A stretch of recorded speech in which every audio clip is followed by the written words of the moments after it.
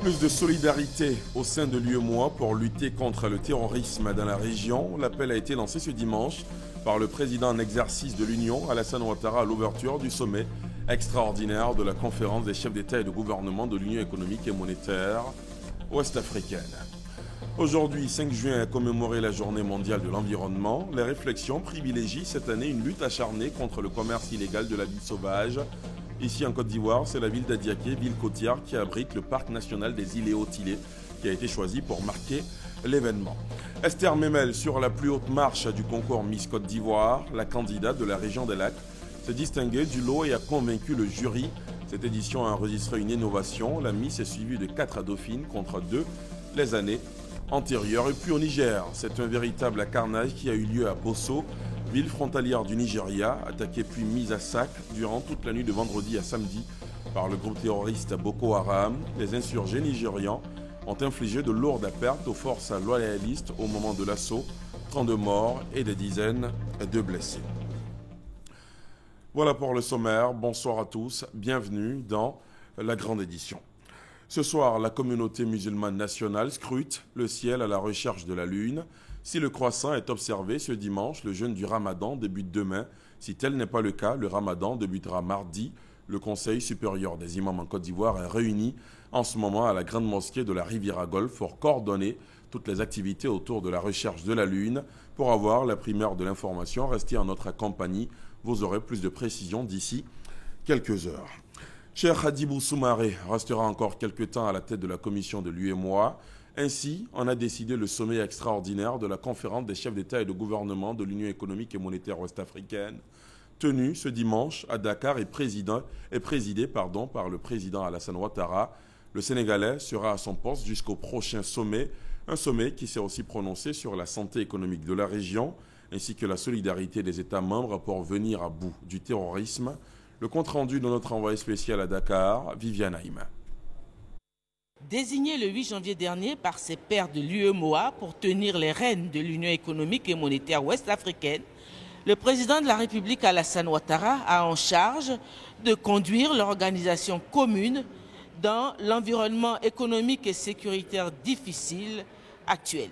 Si la gestion financière et monétaire au sein de l'espace UEMOA a jusqu'à présent eu des effets positifs, a souligné le nouveau président en exercice, des dysfonctionnements apparaissent aujourd'hui au niveau de l'organe de gestion, à savoir la commission de l'UEMOA, et qu'il convient de corriger. Messieurs les chefs d'État et de gouvernement, chers frères, nous sommes tous unanimes à reconnaître que notre Union se porte bien et que sa gouvernance est guidée par l'intérêt général. Pour autant, nous devons tendre vers plus d'efficacité. Nous ne pouvons pas faire l'économie de certaines réformes structurelles. C'est la raison pour laquelle vous avez souhaité qu'une réflexion soit menée sur la question de la mobilisation des ressources à travers le prélèvement communautaire de solidarité et sur celle de la rationalisation des institutions et des organes de l'UEMOA. Au cours de cette session, nous serons appelés à examiner des propositions issues de plusieurs études menées à notre demande. Le danger le plus grave aujourd'hui reste le terrorisme, a alerté le président de la République Alassane Ouattara, qui a inscrit ce point comme sujet prioritaire dans l'ordre du jour du sommet. Les efforts que nous avons accomplis en si peu d'années risquent d'être gravement compromis si notre Union ne trouve pas de réponse appropriée à la question sécuritaire.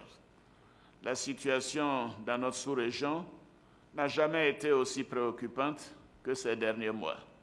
Ce défi que nous lance le terrorisme n'est pas insurmontable. C'est ensemble que nous pourrons le relever, car aucun État ne dispose seul de moyens pour combattre ce fléau auquel nous sommes tous confrontés. C'est pourquoi, me faisant l'écho de cette préoccupation liée à la sécurité dans notre espace communautaire, j'ai pris l'initiative de demander au président de la Commission d'organiser à Abidjan le 27 mai dernier une réunion des ministres de la Défense et de la Sécurité de l'UEMOA. Après le huis clos des chefs d'État, le président de la République Alassane Ouattara s'est réjoui de l'avancée des différents dossiers. Pour ce qui concerne la sécurité, je me réjouis de l'adoption par notre conférence de la déclaration et du plan d'action paix et sécurité. Ceci traduit notre engagement et notre ferme détermination à lutter contre le terrorisme. J'engage la Commission à travailler étroitement avec nos ministres de la Sécurité et de la Défense pour la mise en œuvre diligente et coordonnée de ce plan. Un communiqué final a été lu par le président de la commission de l'UEMOA, Cheikh Hadjibou Soumaré. La question de la lutte contre le terrorisme est urgente, tant la nébuleuse endeuille encore et encore. Au Niger, c'est un véritable carnage qui a eu lieu à Bosso, ville des abords du lac Tchad et frontalière du Nigeria, attaquée puis mise à sac durant toute la nuit de vendredi à samedi par le groupe terroriste Boko Haram. Les insurgés nigérians ont infligé de lourdes pertes aux forces loyalistes au moment de l'assaut. 32 morts et des dizaines de blessés. Après une nuit de pillage, les assaillants ont quitté Bosso, qui ressemble aujourd'hui à une ville fantôme dépeuplée de ses habitants. Salimatou Dia, Abou Sanogo. La ville de Bosso attaquée dans la nuit du samedi. Le poste militaire de cette localité du Niger proche de la frontière avec le Nigeria a été pris d'assaut par une centaine d'éléments de Boko Haram arrivés en voiture et lourdement armés. Ceux-ci, à la recherche de vivres et de munitions selon les témoignages des habitants, se sont livrés à des scènes de pillage. Quelques heures plus tard, face aux forces de défense et de sécurité qui ont lancé une grande offensive, les assaillants se sont repliés avec une dizaine de morts dans leur rang. L'armée gouvernementale reprend alors le contrôle de Bosso, mais après avoir payé un lourd tribut. 30 soldats nigériens et 2 autres du Nigeria sont tués. Les blessés sont au nombre de 67. Mais à présent, un calme précaire règne sur Bosso. L'armée nigérienne a annoncé un ratissage en cours, mobilisant tous les moyens terrestres et aériens. Cette attaque intervient alors que la force multinationale mixte composée du Nigeria, du Cameroun, du Tchad et du Niger se prépare à lancer une offensive décisive contre Boko Haram dans la région du lac Tchad. Le groupe terroriste aurait fait depuis 2009 au moins 20 000 victimes dans ces pays. Le terrorisme, la sécurité en Afrique de l'Ouest et les conflits latents dans la zone ont également été évoqués lors de la 49e session ordinaire de la conférence des chefs d'État et de gouvernement de la Communauté économique des États de l'Afrique de l'Ouest, CEDEAO, une rencontre qui a pris fin hier sous la houlette du président sénégalais Macky Sall. On retrouve notre envoyé spécial dans la capitale sénégalaise, Viviane Aïma. Au cours de la cérémonie de clôture, la présidente du Libéria, Ellen Johnson Sirleaf, désignée par la conférence des chefs d'État et de gouvernement pour succéder au président Macky Sall pour un mandat d'1 an à la tête de la CEDEAO, a reçu le flambeau des mains de son prédécesseur, sous les applaudissements de ses pairs chefs d'État. Au terme des concertations que les chefs d'État ont eues à huis clos, le communiqué final a été lu par le président de la Commission, Marcel Alain de Souza. Au nombre des décisions importantes figure un acte de reconnaissance de la CEDEAO à la contribution de la Côte d'Ivoire depuis 5 ans à la paix et à la sécurité dans la sous-région. Le sommet décide d'endosser la candidature de la Côte d'Ivoire au poste de membre non permanent du Conseil de sécurité des Nations Unies pour la période 2018-2019. La Côte d'Ivoire avait déjà eu le privilège de siéger pendant 1 an, de 1990 à 1991, à l'ONU comme membre non permanent du Conseil de sécurité. Après une longue mise à l'écart de près d'un quart de siècle, due à sa situation de longue crise, avec le retour en son sein de la paix et de la stabilité, la Côte d'Ivoire est désormais bien partie pour siéger à nouveau à ce poste stratégique. Aujourd'hui, 5 juin, est commémorée la Journée mondiale de l'environnement. Cette année, la réflexion privilégie une lutte contre le commerce illégal de la vie sauvage. Les espèces végétales et faunes en voie d'extinction sont à préserver. Pour la Côte d'Ivoire, le ministère de l'Environnement et du Développement durable a choisi Adiaké, ville côtière qui abrite le parc national des îles Eotilé, pour marquer l'événement. Le récit de Franck Wadio. Lagune Abi, les éléments de la nature en mouvement, l'orage s'annonce. Une délégation du ministère de l'Environnement et de l'Office ivoirien des parcs et réserves visite le parc national des îles Eotilé dans le département d'Adiaké. Une visite pour explorer la biodiversité dense en ces lieux. Nous sommes le 5 juin, c'est la journée mondiale de l'environnement. Thème choisi pour 2016 contre le commerce illégal de la vie sauvage.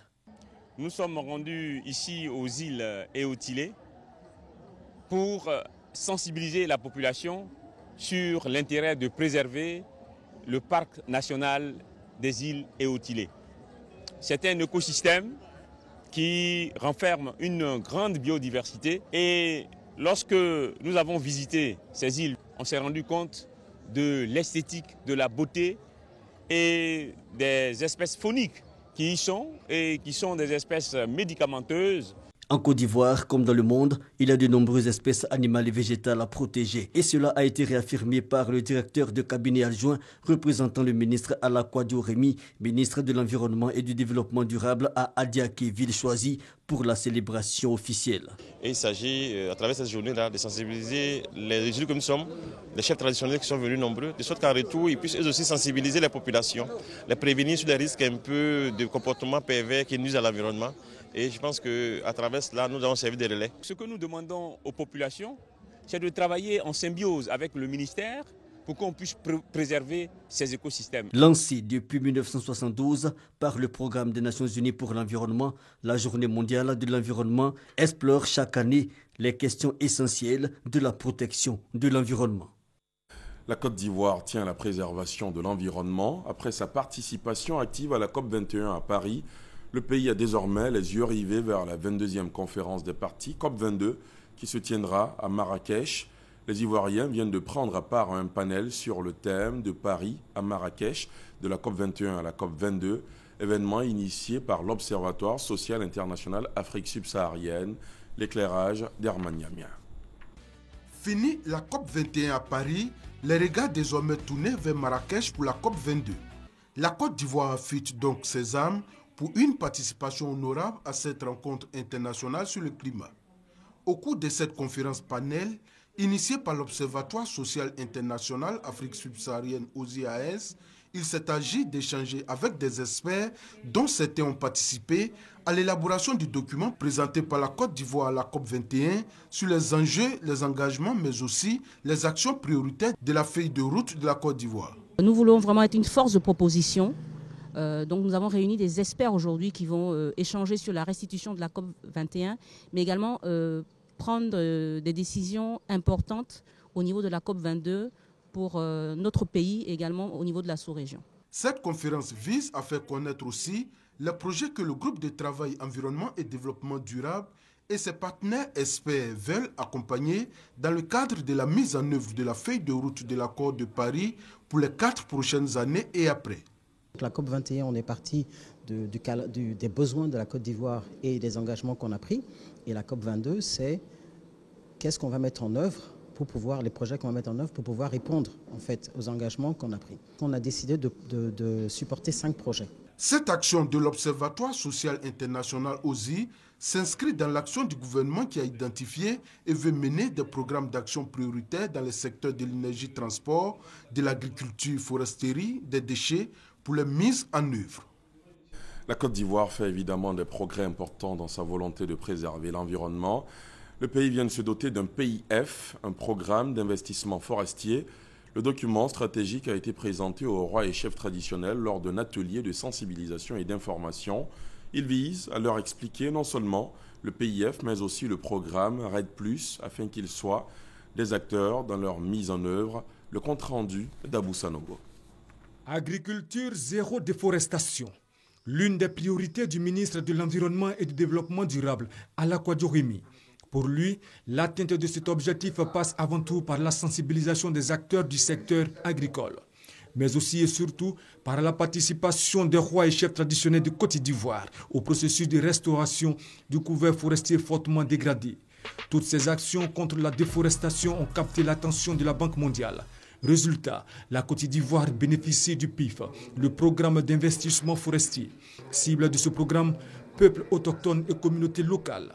Cet atelier vise à informer et sensibiliser les rois et chefs traditionnels sur les changements climatiques et sur le processus RED+ en Côte d'Ivoire. Surtout obtenir d'eux leurs expériences en matière de gestion des plaintes selon le droit coutumier et recueillir leurs avis sur le PIF, le programme d'investissement forestier. Je ne suis pas satisfait.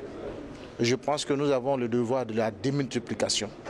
Nous le ferons avec tous nos partenaires au niveau de la région et au niveau du département, de sorte que nous puissions demain ou après-demain, dans la phase d'application, faire bénéficier nos populations dans le cadre de la régénération de nos patrimoines forestiers.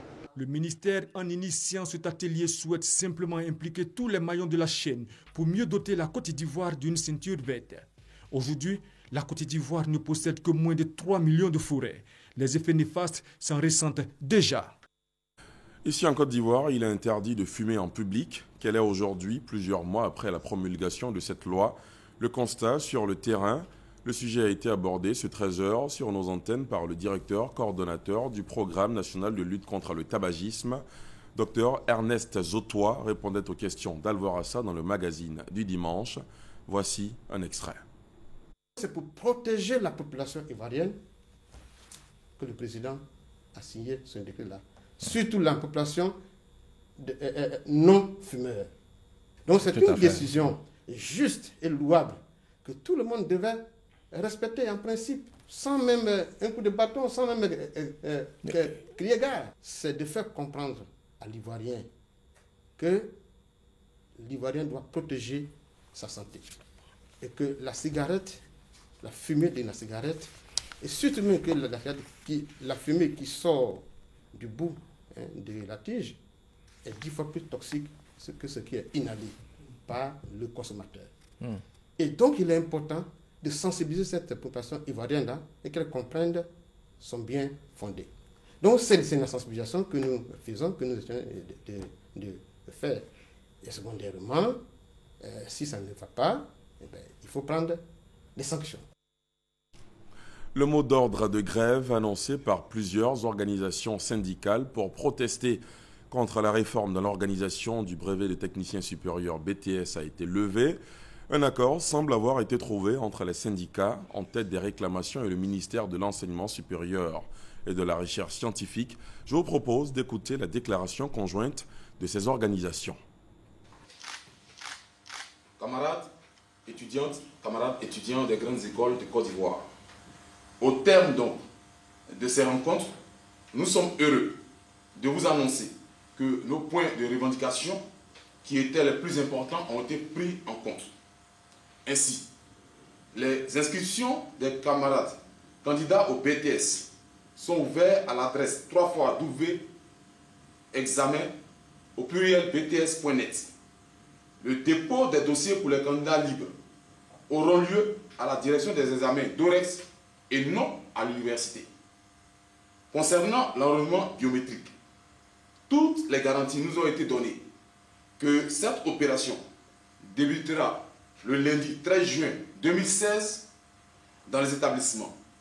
Cette opération n'aura aucune incidence sur la programmation de l'examen du BTS. Concernant le déroulement de l'examen, session 2016, une communication sera faite par le ministère de l'Enseignement supérieur et de la Recherche scientifique dans les jours à venir. Nous tenons à remercier Madame le ministre, le professeur Bakayoko Ly Ramata, pour son implication personnelle dans la résolution de ces revendications. Satisfait par ces avancées, nous déclarons lever le mot d'ordre de grève et vous invitons à reprendre les cours dès le lundi 6 juin 2016, fait à Abidjan le samedi 4 juin 2016 pour le FENEFSI, la FETEFSI et le CGFSI. Je vous remercie. Autre sujet, le premier salon bétail-viande de l'Afrique de l'Ouest se tiendra ici, à Abidjan, du 31 août prochain au 4 septembre. Le lancement officiel de ce rendez-vous a eu lieu jeudi. Lancement fait par le ministre des Ressources animales et halieutiques. Ce sera l'occasion de favoriser la modernisation, la performance et la rentabilité de la filière bétail-viande des pays de la sous-région ouest africaine, comme nous le montre Hugues Arbeblé.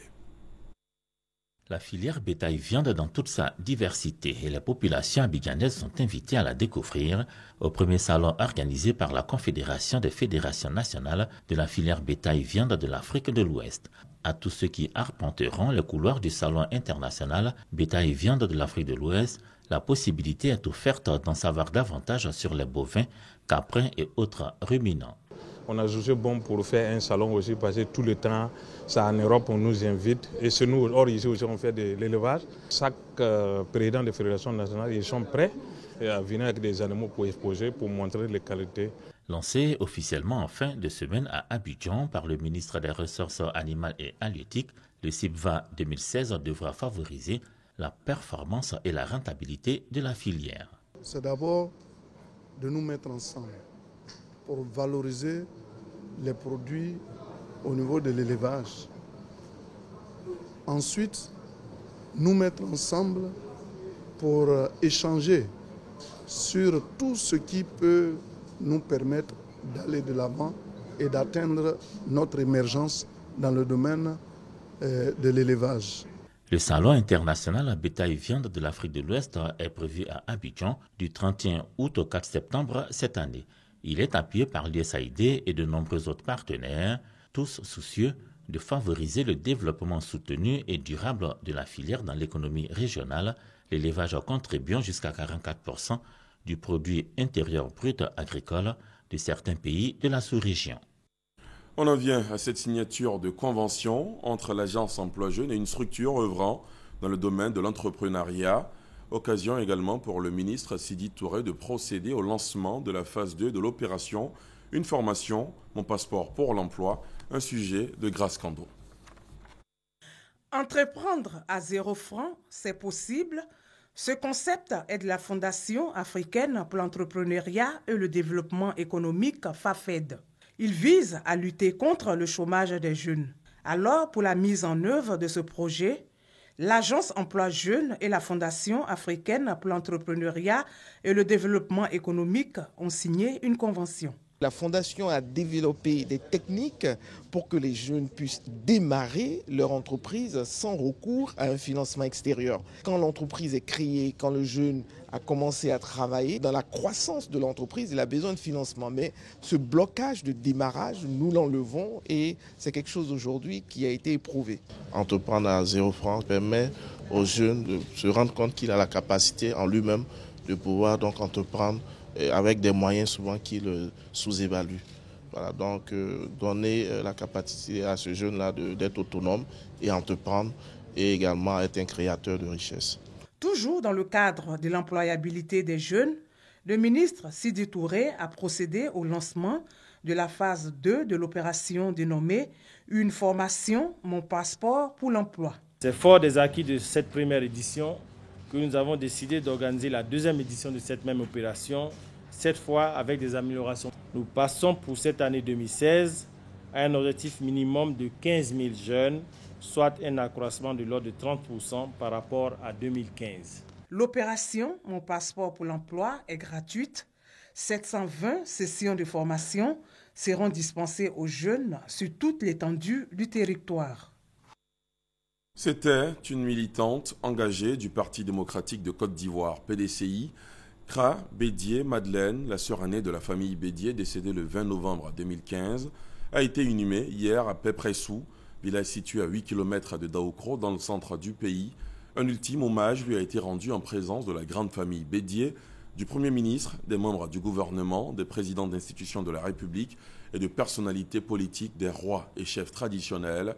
Le reportage de Gabriel Zani. Décrite comme la confidente d'Henri Konan Bédié, le président du PDCI, Bédié Kra Madeleine a reçu un dernier hommage à Daoukro. À la levée du corps, le vendredi 3 juin, membres du gouvernement, présidents d'institutions, personnalités politiques, amis et connaissances étaient nombreux à soutenir la famille Bédié dans le deuil depuis le 20 novembre 2015, date du décès de la sœur aînée du président du PDCI. Pépressou, village de la famille Bédié, à la cérémonie d'hommage organisée le samedi 4 juin, le monde afflue de toutes parts. en démontre la présence de ce parterre de personnalités venues du gouvernement, avec à sa tête Daniel Kablan-Duncan, le Premier ministre, le président de l'Assemblée nationale. Témoignage de la vie de Bédié Kra-Madeleine. La place de choix qu'elle occupait auprès du président Bédié l'amenait à ouvrir toujours sa porte et ses bras à ses semblables. Elle est distinguée à titre posthume. Madame Bédié Kra-Madeleine, en vertu des pouvoirs qui nous sont conférés, nous vous élevons à la haute dignité de grand officier dans l'ordre du Bélier. De nombreux dons sont annoncés, dont celui du gouvernement à hauteur de 7 millions de francs CFA. Des danses royales sont exécutées et une en particulier offerte par Kobena Kwasi Adjumani, porte-parole du PDCI, dont les danseurs sont venus du Ghana voisin. Il y a qu'au président Henri Konan Bédié, compte tenu de la proximité qu'il avait avec sa grande sœur. Et je voudrais dire que le gouvernement se tient dans cette douloureuse circonstance à ses côtés. Elle repose désormais à l'entrée du village de Pépressou, situé à 8 km de Daoukro. Bédié Kra-Madeleine, la sœur aînée du président du PDCI, est décédée à l'âge de 87 ans. Ce soir, la communauté musulmane nationale continue de scruter le ciel à la recherche de la lune. Si le croissant est observé ce dimanche, le jeûne du Ramadan débute demain. Si tel n'est pas le cas, le Ramadan débutera mardi. Le Conseil supérieur des imams en Côte d'Ivoire devrait être toujours réuni en ce moment à la grande mosquée de la Riviera Golf pour coordonner toutes les activités autour de la recherche de la lune. Pour avoir la primeur de l'information, restez en notre compagnie. Vous aurez plus de précisions d'ici quelques heures. Pour l'instant, la lune n'a pas encore été observée. Je vous le disais en titre, Esther Memel suit la plus haute marche du concours Miss Côte d'Ivoire. La candidate de la région des Lacs s'est distinguée du lot et a convaincu le jury. Cette édition a enregistré une innovation. La Miss est suivie de 4 dauphines contre 2 les années antérieures. Herman Yamia. Esther Memel, sacrée reine de la beauté ivoirienne pour l'année 2016. La candidate de la capitale politique de la Côte d'Ivoire, du haut de son mètre 77, a su convaincre le jury avec sa beauté physique et sa prestation sur scène. Celle qui ne s'attendait pas à ce résultat dédie sa victoire à sa mère qui, selon elle, l'a toujours soutenue. J'ai dû faire beaucoup d'efforts entre mon stage, ma rédaction de mémoire et le concours. Franchement, elle m'a beaucoup soutenue. Je m'attendais vraiment à faire partie du top 5, mais avoir le titre de la Miss Côte d'Ivoire 2016, non. Aux côtés de la Miss Côte d'Ivoire 2016, Abiba Bakayoko, sa première dauphine, et Eg Marie-Loïc, la deuxième dauphine.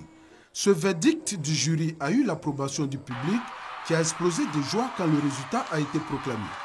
Je pense que ça a été un bon choix, le meilleur choix possible.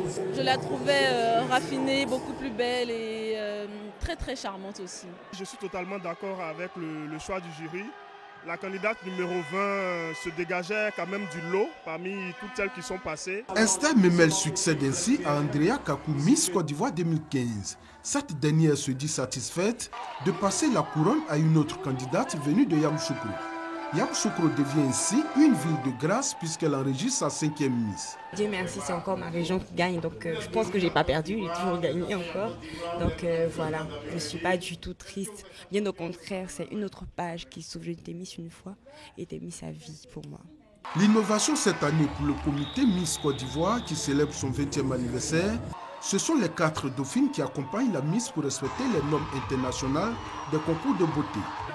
La marraine du concours, la première dame de Côte d'Ivoire, Dominique Ouattara, représentée par la ministre de la promotion de la femme, de la famille et de la protection de l'enfant, Efrazi Yao, fait don de 10 millions de francs CFA aux candidates. Quant au commissaire et ses partenaires, ils offrent un véhicule à la Miss, une enveloppe de 10 millions de francs CFA, ainsi que des lots intermédiaires. En sport, le numéro 1 mondial de tennis, Novak Djokovic, a remporté Roland Garros 2016 en dominant Andy Murray 3-6, 6-1, 6-2 et 6-4. Le Serbe réalise un exploit très rare dans l'histoire du tennis, gagner 4 tournois du Grand Chelem consécutifs. Cette étape peut le mener encore un cran au-dessus, devenir le meilleur joueur de tennis de tous les temps.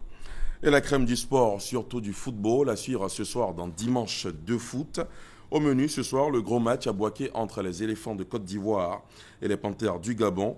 Également les résumés des autres matchs éliminatoires de la CAN 2017. Le Doc Ivoire est consacré aux superstitions des footballeurs et à leurs objets porte-bonheur. L'entrevue de DDF reçoit Serge Diewa, ancien joueur du Stella Club d'Adjamé. Enfin, à l'étranger, Dimanche de foot s'intéresse à Jonathan Kodja, l'Ivoirien de Bristol City FC en Angleterre. DDF, c'est également évidemment des nouvelles de nos pros les plus beaux buts de ce week-end. On termine avec ces images du président de la République, le président Alassane Ouattara, qui est rentré ce soir de Dakar aux environs de 19h30, il y a quelques minutes seulement. Il revient de Dakar où il a pris part à la 49e rencontre, le sommet ordinaire des chefs d'État et de gouvernement de la CEDEAO et au sommet extraordinaire de l'Union économique et monétaire ouest-africaine, UEMOA. Le 49e sommet de la CEDEAO a vu l'élection de la présidente du Libéria à la tête de l'organisation sous-régionale et la prestation de serment du nouveau président de la commission au niveau de l'UEMOA. Les questions de paix et de sécurité ainsi que celles de la rationalisation des organes de l'institution monétaire ont été évoquées. Vous l'avez vu dans ce journal. Merci de nous avoir suivis. Nous sommes au terme de cette édition. Excellent début de semaine sur RTI.